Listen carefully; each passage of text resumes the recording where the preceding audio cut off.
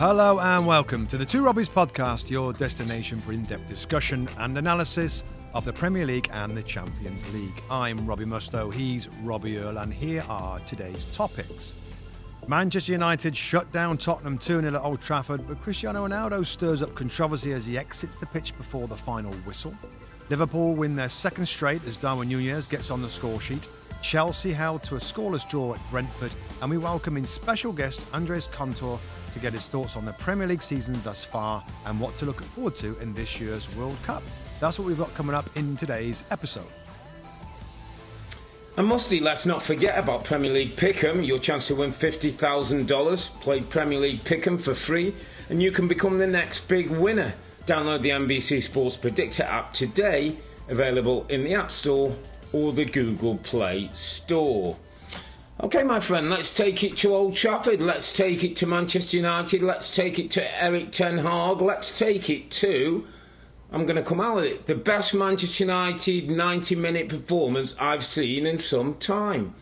There's your starter.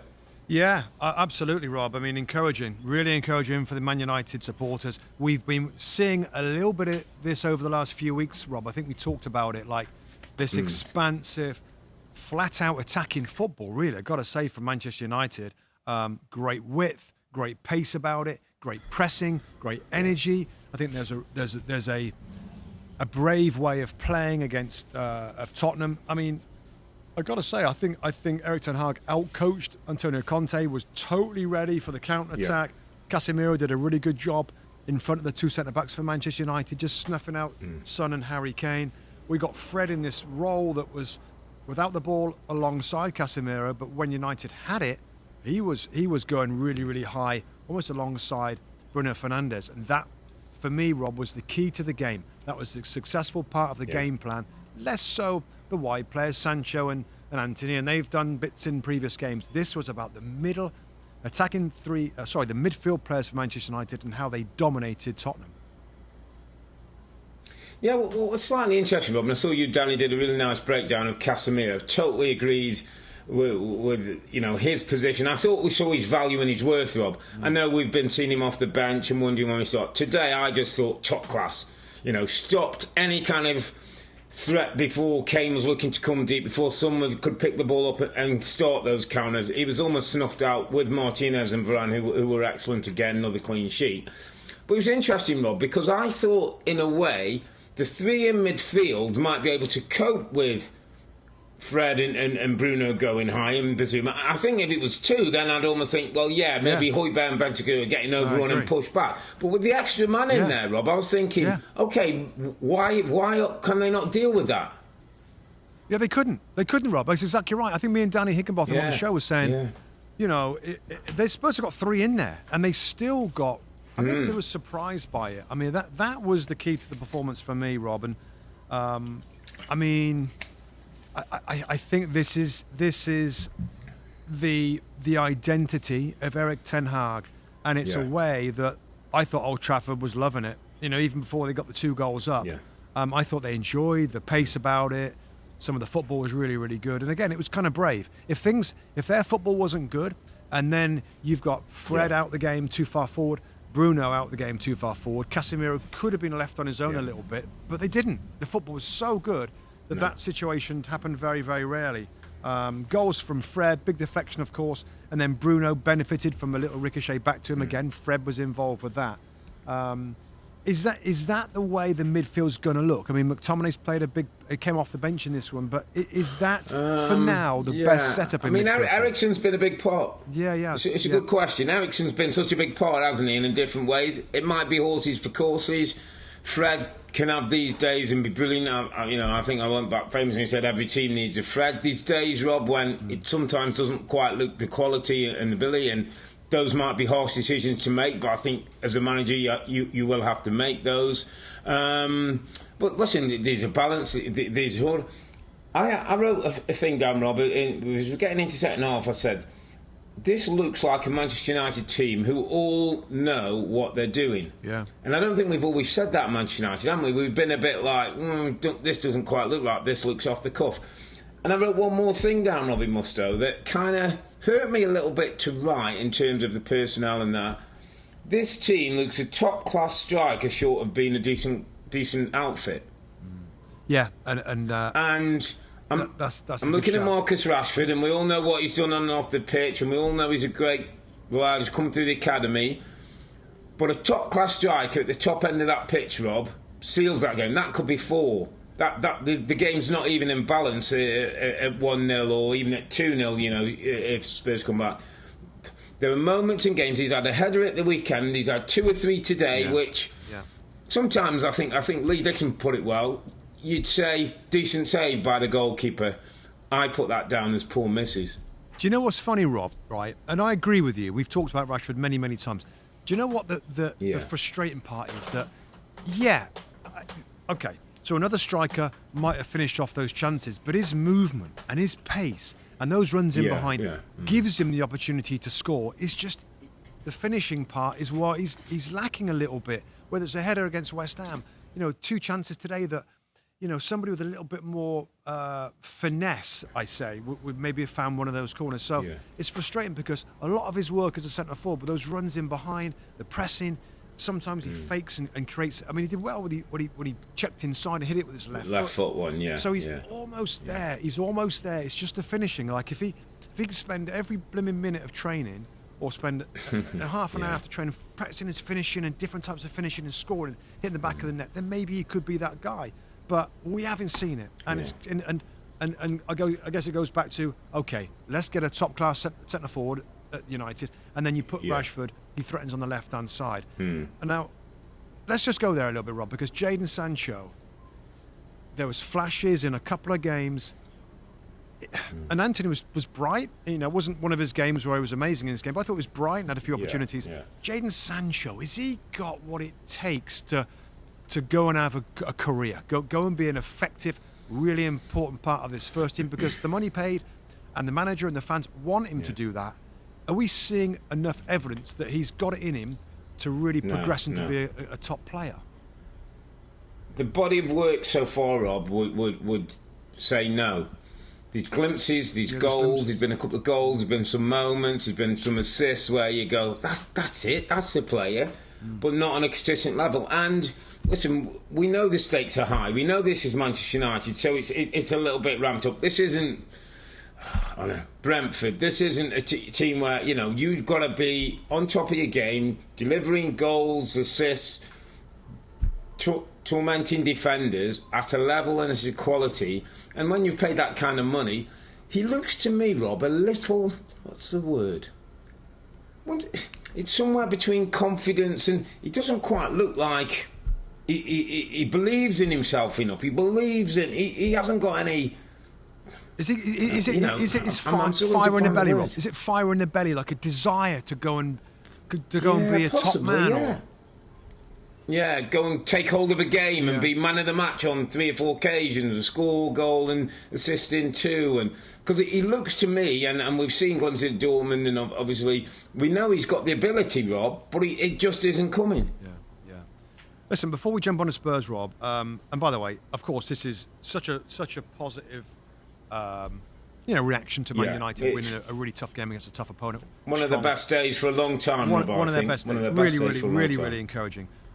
We have got to talk about Cristiano Ronaldo, Rob, because he wasn't selected. He was on the bench, and I think it was the 90th minute when there was 2 subs, at least 2 subs to be had for United. He decided to get up and walk away and walk down the tunnel. I think when it happened, there's so much going on today with different games, and we were jumping around a little bit, and we were a little late to this. Like, wow, he has just walked away. I mean, and then we, of course, we had a chance to react to it on our broadcast, on our air, and I was strong, and I'm really, I can't believe he did that. I think it was selfish,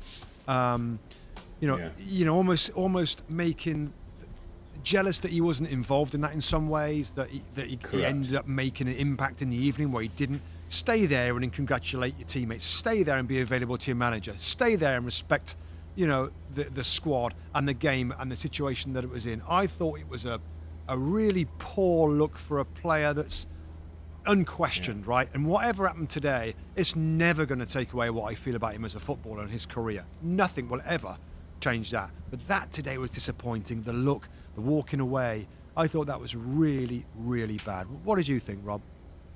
Yeah, I was with you, Robert, as strong as you were. I thought it was disrespectful, first of all, to the football club, Rob, to Manchester United walking away. It's disrespectful to your football club. It's disrespectful to your teammates. It's disrespectful to your coach and your fans. And I thought, Rob, that gave you an insight into some of who he is. The 700 goals and the celebrations and the awards is about Cristiano Ronaldo first and the team that he's playing for second. And that showed today, because that was a day for him to be the great Cristiano Ronaldo, who's had brilliant high moments, to walk on that pitch, to go up to Fred, grab him round the neck and go, "You were brilliant today, by the way. You've just won us 3 points." To go to Bruno Fernandes, to go to Martinez, to go to Diogo Dalot. You know, when somebody like Cristiano Ronaldo comes and hugs you and says, "Well done," you feel $1 million. Yeah. And for him to be walking off, I thought was an absolute disgrace. And I hope, and I thought Erik ten Hag handled it brilliantly by saying, "Tonight was a night to celebrate this team, and I'll deal with Cristiano tomorrow." I don't think he should be in the squad at the weekend, based on what he's done. And I know some may say that hurts him. I think this is messages. This is about Manchester United. This is about Ten Hag. All the good things we saw on the pitch, Rob, can't be undone by little actions like that. No, I agree. It's going to be fascinating to see what Erik ten Hag does in terms of the next weekend's games. Let's jump it over to Spurs, Rob, because United deserved a big mention. They got a big mention on this pod. Spurs are still sat in third place. They're still there or thereabouts. I think he talked afterwards about there's a disappointment that at a certain level his team don't perform. Compete. They've lost against Man United now away and Arsenal away. Big games where he wants to rely on a strong defensive foundation to kind of quell the attack of some of these really good sides at home. Yeah.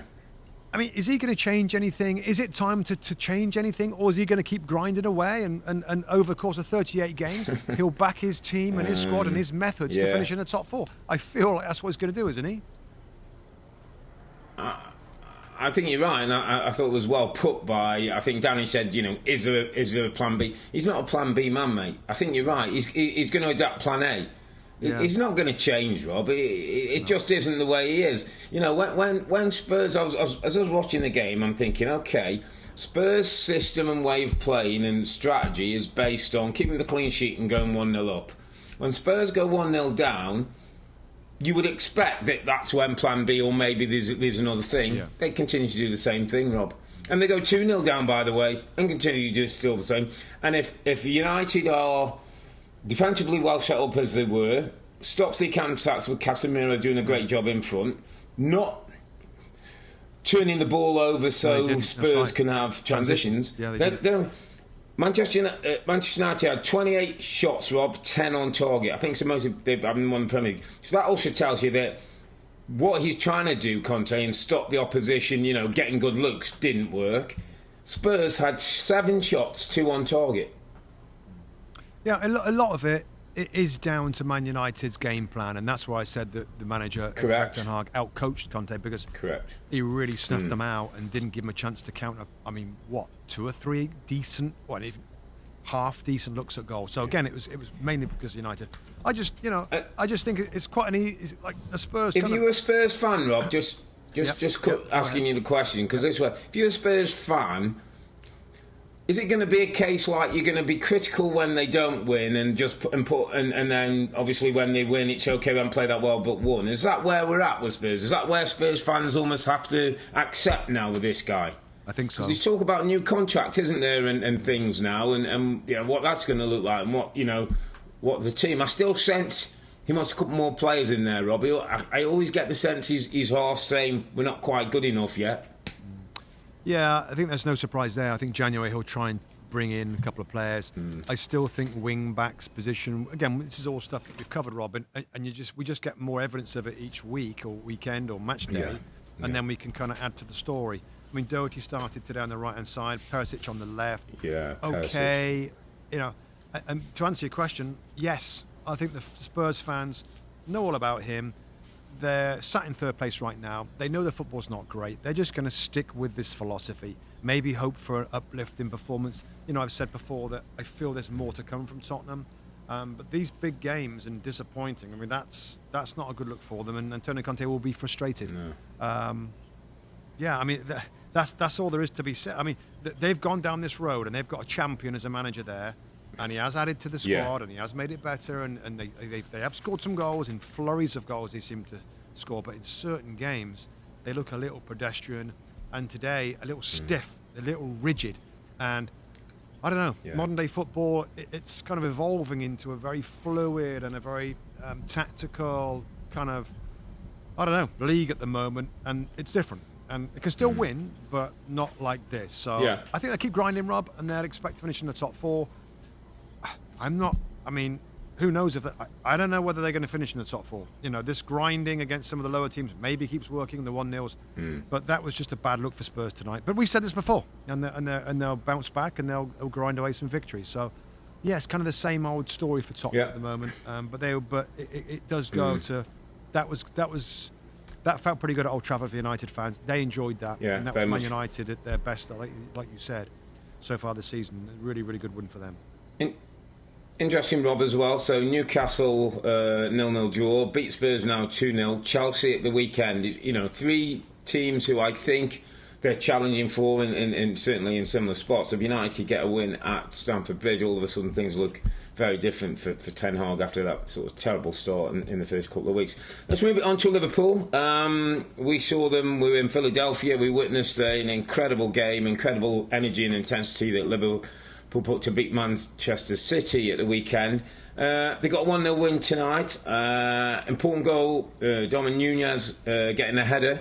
It's important he starts scoring goals, especially with Jota out, and the front line's not been firing as much as possible. How did you see this one? Did you get to see much of the game? I saw most of the first half. Liverpool in good control, looked decent. Simicaz on the left hand side was getting around. Carvalho is an interesting player, Rob. Confident on the ball. They believe in him. They give him the ball when he asks for it. Yeah, we're not doing it underappreciated this match week. It's just so many games going on at the same time. It's obviously impossible to try and get a good look at all the games. But Fabio Carvalho is going to get probably a mention. I really like him. I thought the interesting thing was, Rob, and I saw bits of it. Of course, there's games going on at the same time. I wondered if Mo Salah might play as a number 9 again. It's still the same 4-2-3-1. And I'm like, Darwin Nunez is playing, Mo Salah's playing. Mo Salah's looked really good as a number 9. Might Nunez play in a wide position? He didn't.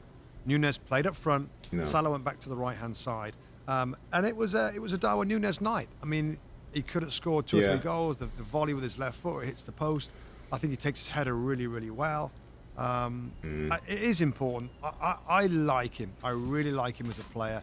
Hasn't always been great. I think he's a little raw. I think he's going to need a little bit of time to adjusting to playing a team and an expectation that Anfield gives you when you sign for them for a big amount of money. But he's lively. Yeah. He runs in behind. He shoots. He's a threat. He's a nuisance to defenders. And he had a good game. And another win on Liverpool with what's happened. It's good for them. Back-to-back wins now. And again, I didn't see all of it, but West Ham are a tough nut to crack at times. But Darwin Nunez, the player that they want to be the future of the club as a number 9, getting the goal, was really, really good. So, any other kind of things that stand out to you in this one? West Ham had a couple of looks. Obviously, you also have to mention Alisson, goalkeeper Rob, because there was a clumsy challenge by Gomez, wasn't there, on Bowen, and went back to VAR, and it was after looking at the monitor, it was awarded. And this fella, he scores goals, he assists goals, and he saves penalties. Big moment in the game. That's a big save at that time in the game that kept Liverpool ahead, and I think kept the confidence and obviously so important to get back-to-back wins for Liverpool. With that game in the hand that they've got on some of the teams at the top, all of a sudden it's looking a little bit rosier. But just the value of a goalkeeper, Rob, and if you've got one and he's good and he's safe and he's secure, they come out with big moments, and you know, it used to be the stat, wasn't it? David De Gea saved United X amount of points a season. Yeah. Alisson's up there, you know, is the best in the league, who comes up with big moments when he's required. Last thing in this game, Rob, you know, Trent Alexander-Arnold started the game again. Yeah. You know, if it's our feature game and I'm clued in, I'm watching him. I'm watching to see how he's playing. Is there anything different? Does he sit back a little bit more? What did you get a sense of how back in the team at right back, was he back to his normal self? Was there anything different about the way he approached his position in the team? It looks like the reins are on a little bit. He joins in. I think he'll always join in. He's such an advantage to have in the attacking third of the pitch, but I don't think he's pushing it. He's over-forcing it. Thiago Robinson was another problem I just want to mention. It's just so available all the time. Will have the ball, brilliant vision, creativity. I think he made one of the chances for Nunez with a beautiful ball over the top.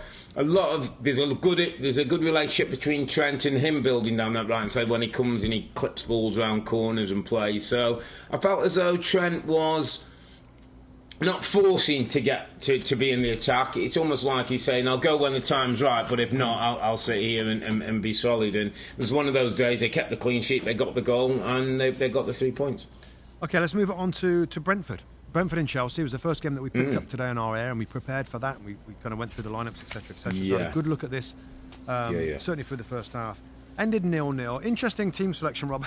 I mean, it was a nightmare. I mean, we get we kind of get picked. You know where I'm going here. Where we got to look at the lineups from a list of 11 players, and we've got to figure out what's going on. Now, I'd say, I don't know, about 80% of the time, we kind of know, we kind of get it right. Chelsea's the hardest one, and I went with my best guess, and yep, it was wrong. I mean, and by the way, this is a tactic that he's absolutely deliberately employing. Thomas Frank said it in the presser before the game. You know, we prepare based on our opponents, and we'll make changes based on that. He said, this is the hardest one. You know, Graham Potter, he did it at Brighton. He changes stuff a lot. I think Danny was saying every Premier League match has been a different starting system. This was a different one we haven't seen before. With one holding player. It was Jorginho. It was Gallagher on the right. Oh, who was it then? Kovacic, Mason Mount on the left of a 3, and then you had Mason Mount with Havertz. Kai Havertz coming almost like a diamond, really, top there. And after 15 minutes, Gallagher went off, and Kovacic comes on, and they changed again. I don't know what that was about, by the way. Yeah, well, I think there's been some kind of illness. We were trying to get to the bottom of that. I think he was ill before the game or something, so it was a bit odd. But I thought that helped them. Havertz and then Mount play in behind Broja. So again, and Loftus-Cheek played wing back under Tuchel, hasn't played that wing back under Potter, and he chucks that one in. Such a I just just before I forget, Rob, I heard an interview. Sorry, go on, man. No, I just the first 10-15 minutes when Brentford were really, really good, I just thought for the first time, is there too much change? Is he complicating things too much where they lost a little bit of rhythm? The change was made. Kovacic came on alongside Jorginho, and they seemed to find a bit more rhythm. It was interesting because I saw a clip from a broadcaster who had both coaches at the desk before the game, which is very unusual. And the host asked Thomas Frank, you can ask one question of Graham Potter, what would it be? And then said to Graham Potter, you can ask one question of Thomas Frank. And Thomas Frank said to Graham Potter, what is it with all the systems and changing? What dictates the systems? Which was a brilliant question. And the answer was even more revealing. And that Graham Potter says, I want the same dynamic, I want the same style of play, but I often change a system based on the game, on the players, and sometimes like the scoreline. He said, I think there's a consistency in the way we do and what we do, but the systems can change. I thought it was a really interesting answer. So he's almost saying, at times, he's looking to challenge the opposition with the way that they're set up, but he isn't asking the players to play a different way. He's not, say, going back to front, or he's not playing philosophy's the same, with a different way. Philosophy's the same. Yeah, philosophy is exactly the same. And so, in his system, Loftus-Cheek isn't really a wing-back. He's pushed into midfield, and, we've seen Raheem Sterling is on that left-hand side, and people are like, left wing-back? Well, he's not really in that system. He's a left-sided player who's got ability to run in from that side and maybe run in free without being picked up by a full-back or a centre-back. What was the question the other way? What did Potter ask Thomas Frank? So Graham Potter asked him, somebody who's done well in the Championship and now done well in the Premier League, what's the biggest difference? And Thomas Frank said two big things for him. The pace and intensity of the game is scary, that you've got to get up to. And he said, you can play brilliant for 89 minutes, but one mistake can cost you the game here. Well, he said that wasn't as true in the Championship. That's so good, by the way. It was really great insight to our good questions. That's a really different way of doing it. And what great insight you've got there, just by giving them the opportunity to talk to each other, because they want to give a good answer. They're respectful of each other. That's really, really cool. That's really, really good.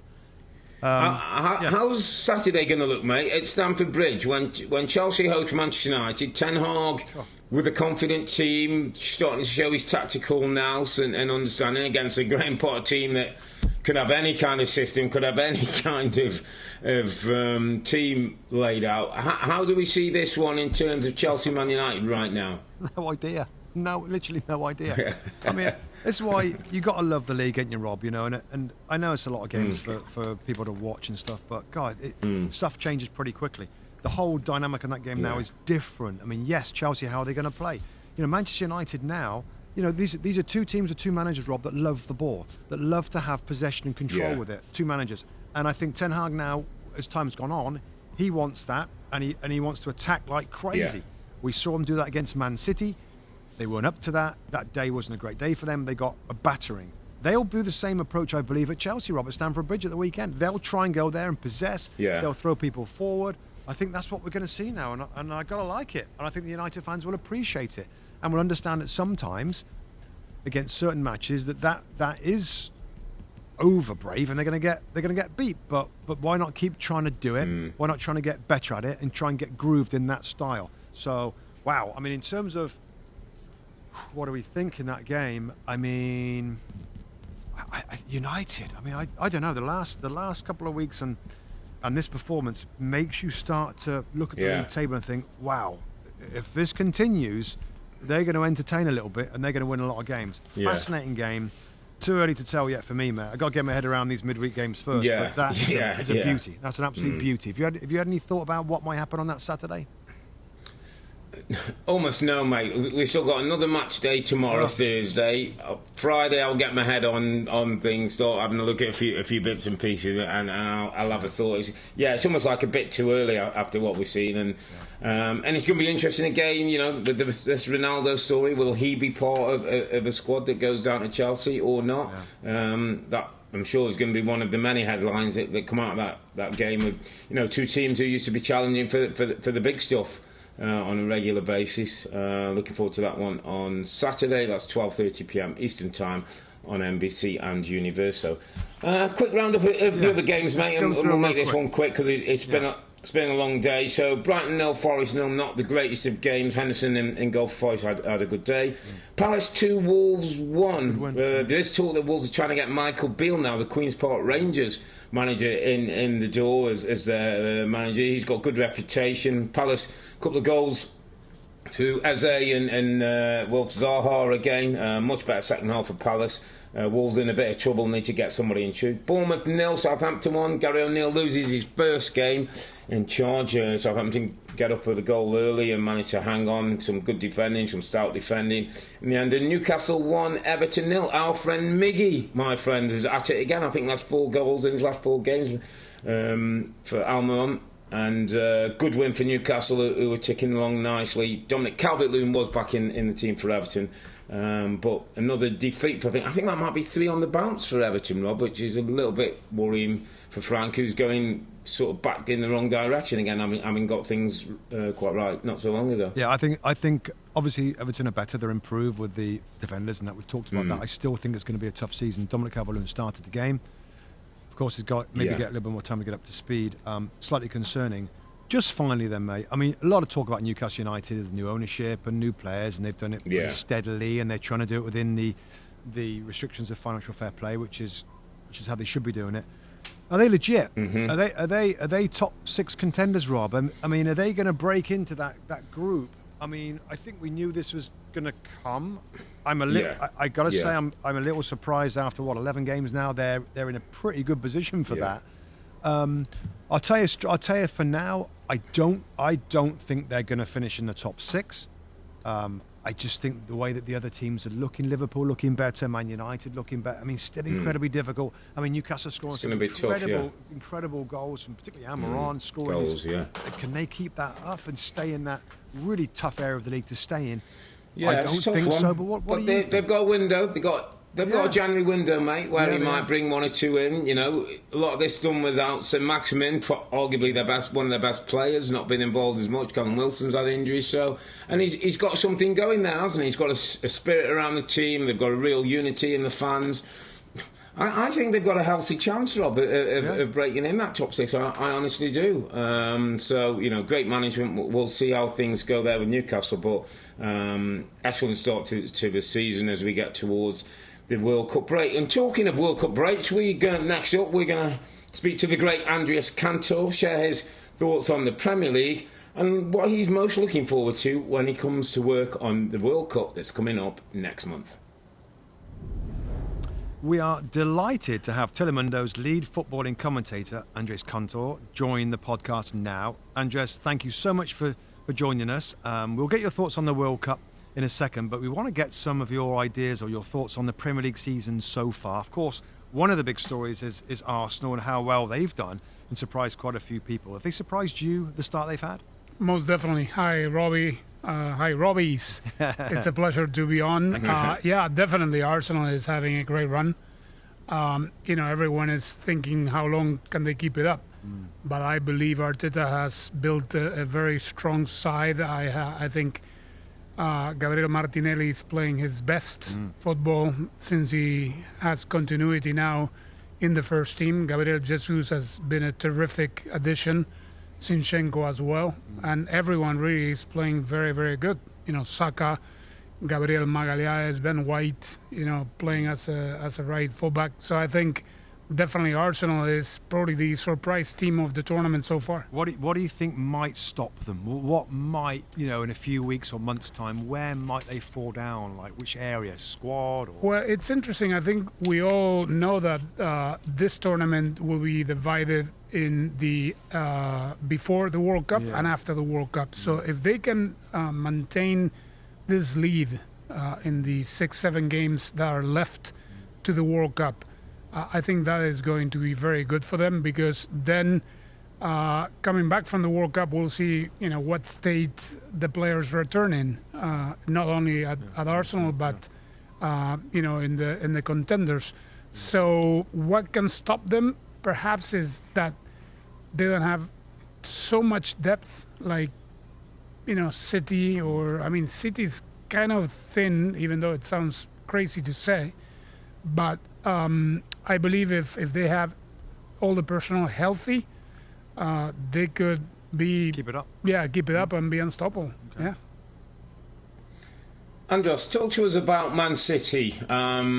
Where they're different, where they're better, and I believe you sat down with Earle in Haaland recently. Talk to us about sitting in front of that guy, just physically. What's he like face to face? What's he like personality wise? What is it? We've been calling him the beast at the moment. 15 Premier League goals already this season.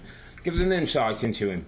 He is a beast in all sense of the word. And to tell you the truth, going into that interview, having heard him in the mixed zones, how he usually answers yes, no, maybe, good question, good answer.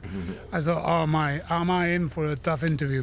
But the guy was really, really nice. He answered, all the questions very nicely, as long as he could. He's a character. He's extremely tall. I know I believe he's listed as 195, 1.95 m, or a little bit less. But he's huge. He's huge, and I've seen him obviously calling the games off tube. I was lucky enough to be at Anfield for the Liverpool City, and saw him in person again. The guy moves. He's just a hunter in the box. He's a prolific goal scorer, and obviously he will not be able to maintain the 1 goal per match average. You don't think he will? Well, I don't think so. We were talking just now.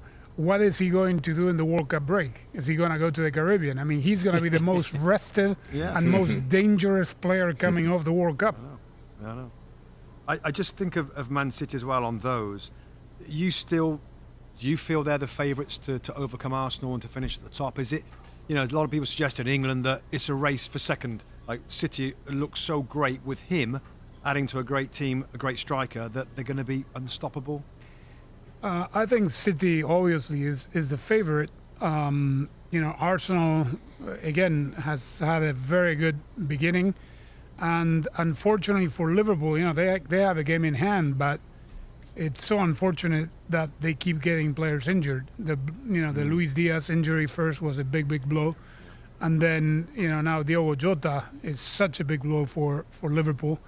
But talking about depth, I don't think they have that many guys to turn and go to, and Thiago is not playing his best, but I wouldn't count Liverpool out. If they can win that game that they have to play, they might give it, if they get Diogo and Luis Diaz back in time, after the World Cup, they could give it a run again. You talk about Liverpool there, Andros. Just talk to us a little bit about Trent Alexander-Arnold. This guy who sort of kind of divides people. Brilliant going forward. A little suspect at the back. I think you were at the game of the weekend. Joe Gomez and played on the right side, and James Milner was right back. Where do you see Trent? And where do you sit in the, he can't defend or he can defend camp? Well, I think we have to be careful in labeling his position. A guy that gives you 15 assists per year on average is not your typical defender. And the way Liverpool plays, with their defensive line so high up, obviously will create danger on the counters. And unfortunately, he has not had a good beginning to the season. Can he defend? Is he a defender? Is he a man-to-man marker? Can he defend better than others? It's questionable. But then, the style of play that Liverpool plays also gives him the liberty to go up and play almost as a wing-back and create those 15 assists per season and probably 6-7 goals, either set pieces or goals by themselves. So I know it has a lot of people divided. I believe he's 23. He's got no limit yet. And I'm pretty sure if Jurgen Klopp, talks to him and they probably work a lot in training about, his covering deficiencies, I think he's still going to be around and a number one player for them. I want to move on to Manchester United in a second, but just one follow-up on Liverpool. About the manager, Jurgen Klopp. Now, there's been a little bit of talk about manager behaviour on the sideline. We saw against West Ham, he got a red card for it. He was screaming right in the face of an assistant, and it was a terrible kind of photograph that we saw in the English newspapers. Yeah. Just a quick thought of maybe Klopp, but in general, maybe Jesse Marsh, like, are managers getting too fired up on the sideline? They always have. The thing is that we tend to magnify. The thing... let me tell you where we come from, right? Where we come from, and I include all Latin American football fans. I wouldn't say this is normal behavior, but, our coaches in Latin American football have that type of pressure, even more pressure. And here we're talking about, I don't want to use money as an excuse, right? But in Latin America, perhaps the pressure is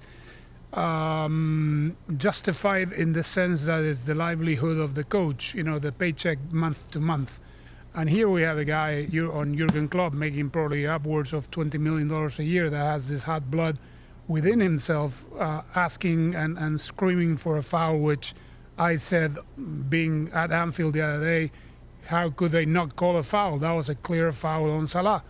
And then it doesn't help that the guy is 6'4", and that Anfield is so close to the touchline, and he got on Beswick's face, and obviously he was reprimanded for that. He was sorry about it.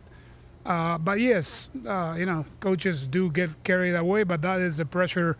You can imagine what, besides the money aspect, you can imagine that he was feeling a lot of pressure, because if he would have lost that game against City, then his season, or Liverpool season, would have been pretty much over. Let's jump to Manchester United. And what do you make of United under Erik ten Hag? We've just watched a game where they beat Tottenham. Really great performance. There's two angles of this. I want to follow up with Ronaldo, but first, how have you found United under ten Hag? I can't tell which is a real Manchester United yet. I don't know if it's the one that had such a poor beginning. They haven't impressed. I wasn't able to watch the Tottenham game, so I can't speak to that. Yeah, it was a good day for them today. They won a couple of scrappy games, like they won before, but they got the points. It looks like he found the team. It looks like finally he inserted Casemiro. Did Casemiro play today? Yes. Yeah. Good. He started? Yeah. Yeah. He, they knew something about him and the time that he needed to adapt to English football. So obviously we'll see if they can keep it up, because it's kind of I don't know what you guys think, but I don't know which is the real United yet. Talk to us, Andres, about the Cristiano Ronaldo, because despite it being a really good team performance and great win for Manchester United, many of the headlines will carry this shot of Cristiano Ronaldo going down the tunnel with 89 minutes on the clock. So still time to play. He was a substitute, could have been called on. He walked down the tunnel, and the managers, I think, come out and said that he didn't want to spoil today. He'll deal with it tomorrow. Where are we with Cristiano on this? And do you think this could be the beginning of the end? I believe so. I mean, how many more antics are they going to tolerate? Both the manager, both the technical director, both the owners at the end of the day. I mean, this is not good for the club. It's been clear and obvious that he wants to leave. He's been wanting to leave Manchester United. Now he can't leave because, the window is closed, and where does he want to play? He is probably one of the few players still, and he's not helping himself too much by, these theatrics, because, even though if he goes for free to another team, who would want, to change the chemistry of the locker room with a player as big as Cristiano Ronaldo, let alone that he's 37 and not in his best football shape. So to me, this is like not only the beginning of the end, but I don't think the coach has any other resource but not to put him in the team next Saturday against Chelsea. It's going to be interesting how Erik ten Hag handles it. Let's switch over to the World Cup, because I'm sure you're excited. I'm jealous. I'm not there and covering. I mean, who doesn't? I absolutely love the World Cup. So there's a few angles here. Let's start with favourites, though, Andres. And I know Argentina is close to your heart and stuff. Who are the favourites, do you think, right now as we sit here? Yeah, I think the favourites are always the same because of their history in the World Cup. I think Brazil has to be considered not the heavy favourite, but they have so much talent. I mean, they could field 2 starting 11s in any other group. That's how deep this Tite side is. So I think they're going to have a good run all the way to the semifinals when they meet Argentina. That is my prediction of that side of the bracket. Argentina has been playing good, has been able to adapt to not being codependent on Messi alone. They have found a new style for him in the national team. They have surrounded him with actually a team, a very good one, I might say, that doesn't play for Messi. Messi plays for the team, which is, something different from before, where everyone expected Messi to win single-handedly. So Argentina probably could be up there. I see them reaching the semifinals, but then, this is football, as you know. It's 7 games to get to the final. Anything can happen, and of course, all the coaches are watching very anxiously every fixture wherever their players are, because every week we get, unfortunately, an injured player I read today that Sommer, the goalkeeper for Switzerland, is also endowed to play the World Cup. Diogo Jota's injury is a major blow for Portugal because, he has an average of more goals than Bruno Fernandes, and he has played every single match. So that's going to be a big blow. So I think, Brazil and Argentina on that side of the bracket. On the other side, probably Spain and Germany, one of the two will get there. And I keep liking Belgium. I think they have, they have great players. They came up short in Russia. We'll see if they can, up it a notch and make it to the final. They played, I was with Thibaut Courtois last week in Madrid doing an interview. And I said, what is it going to take for you guys to play 7 games this time?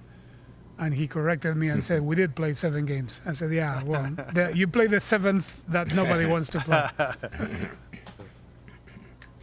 Andres, talk to us about the CONCACAF group. Mexico, huge nation, probably not at their very best. And in the USA, what can we expect from Greg Berhalter's team? Well, I think it's when the rosters are announced, I am pretty sure the U.S. national team will be the youngest of all 32 nations, which doesn't mean that they will be inexperienced. We have a great young team that has players that play at the highest level. You can't, ask for more. You have, need to remind your audience that we have Pulisic at Chelsea, Tyler Adams and Aronson at Leeds, Anthony Robinson at Fulham, Gio at Borussia Dortmund, so on and so forth. So Musa at Valencia playing regularly. So even though the average age most likely will be around 23 years of age, they have experience. They have a Champions League winner. It's really interesting if they can get past Wales on that. I always say that all the teams and Earle can talk about this, how important the first match is. I always say that everyone has a final, which is not the 7th game, it's the first, because it will not be the same for the U.S. to get to the England game with a loss against Wales than with 3 points in hand. Then you take some pressure off against England, and we will see if England beats Iran. So we shall see. It's going to be very interesting. But I believe the U.S. every country has to win that first match to get to the second one with a little bit less pressure. In terms of Mexico, they've been wanting to get to the quarterfinals for so many years. They got to the 5th game in 1986 when the World Cup format was different. And there's this pressure that they have to get to the 5th game. Again, they have a final against Poland, their opening match, because then if they get to the Argentina match, which is their second, with no points, I mean, they're going to be really playing with a lot of pressure. So we will see. And Canada, they're back. It's good to have all 3 host countries of 26 in this World Cup.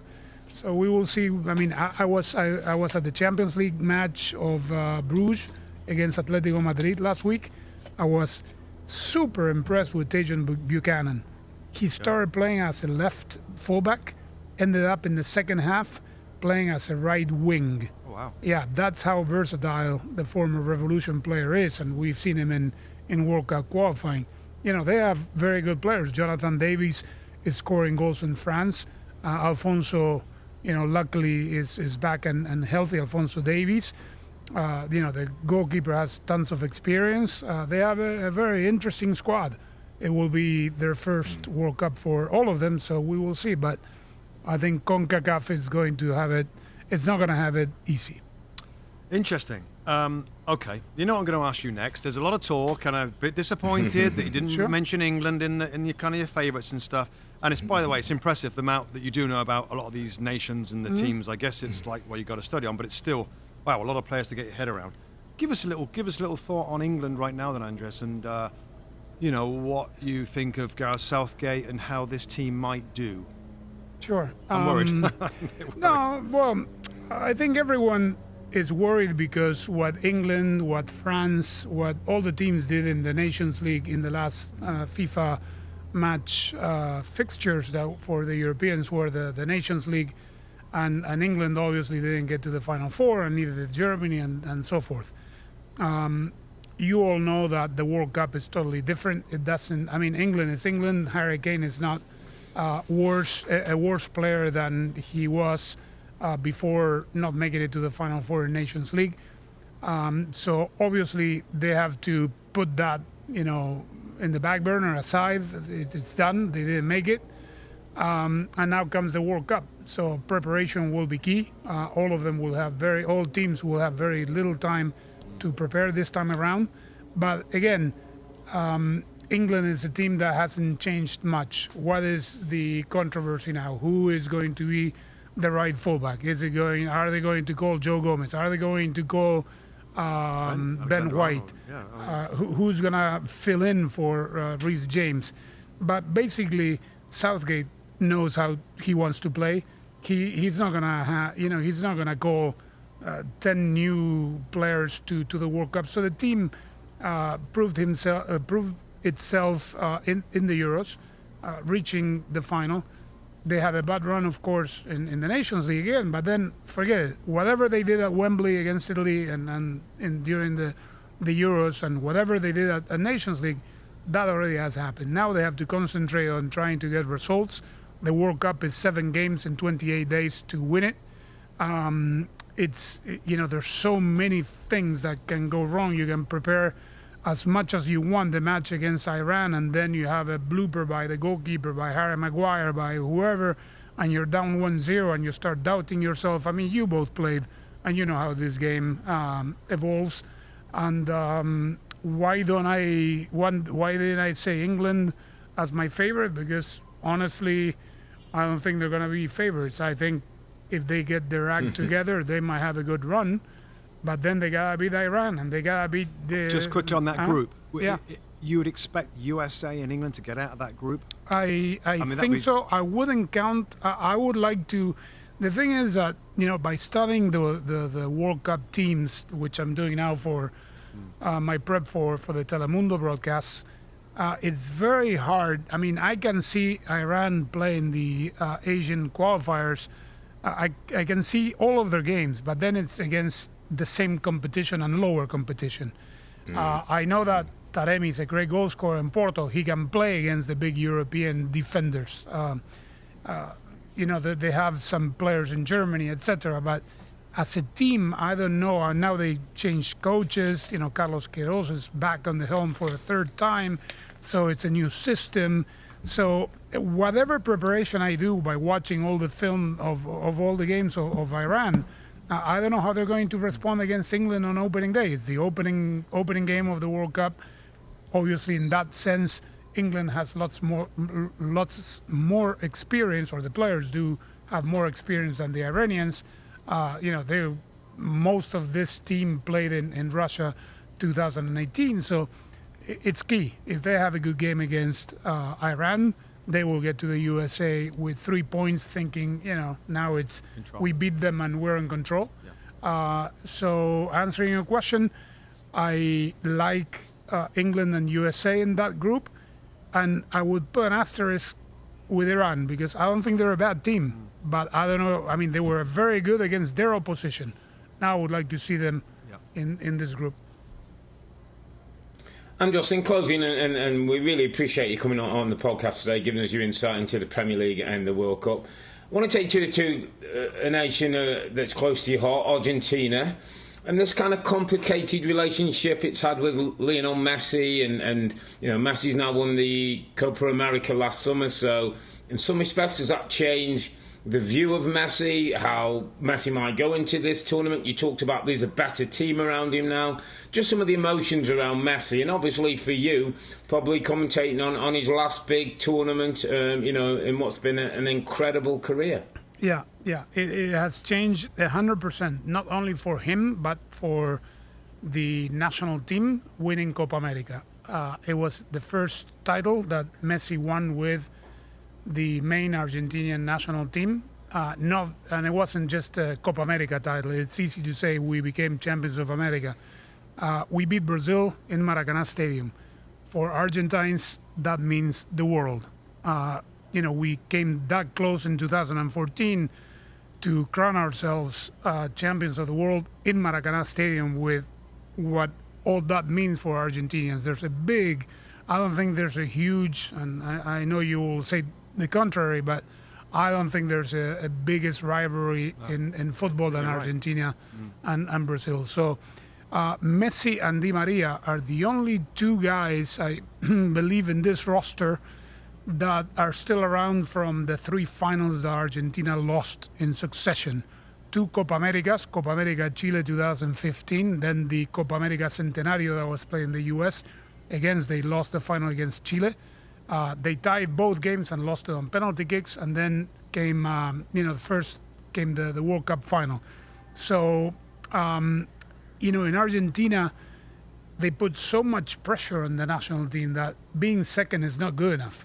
I mean, for God's sake, the guys played 3 continental finals, 2 Copa Americas, 1 World Cup final, and yet, they were considered losers, because that is the way Argentinian fans in general think. I mean, we don't go to the World Cup to participate. We go there to win it.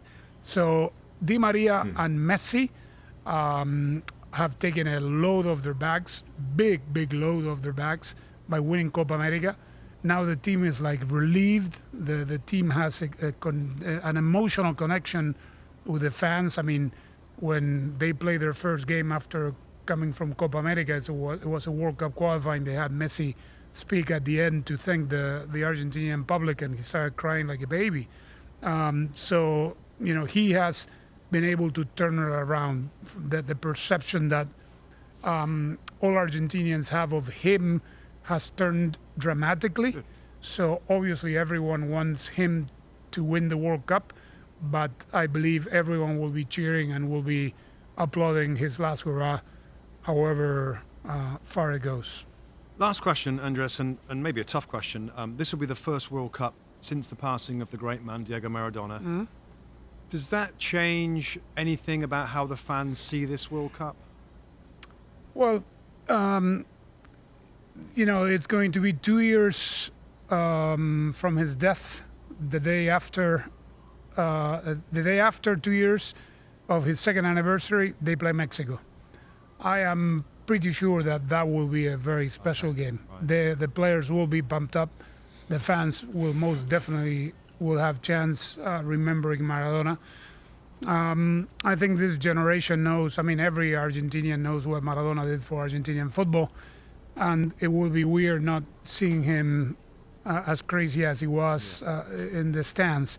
So definitely there will be an emotional connection between the gods in heaven and the team. But I think the team in itself is very strong, and they don't need any extra support right now. I think they believe in themselves. It will be very touching, obviously, for all Argentinians that were around the Maradona days and seen him play and so forth. So it will be very tough for me, and I'm very emotional knowing that this is the first World Cup without Diego alive.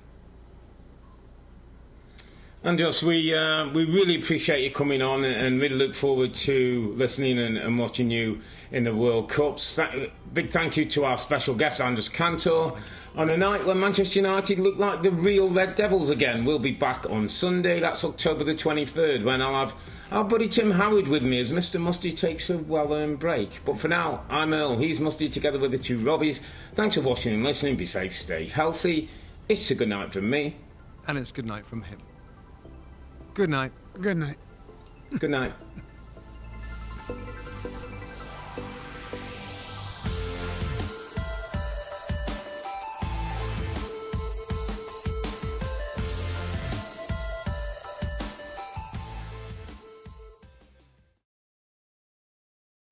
Hi there, I'm Rebecca Lowe, studio host for NBC's coverage of the Premier League. Don't forget to hit subscribe to watch more videos all season long. For even more Premier League content, from original series to live matches, head over to Peacock and be sure to tune in for Premier League mornings every weekend on USA Network and on Peacock. We will see you over there.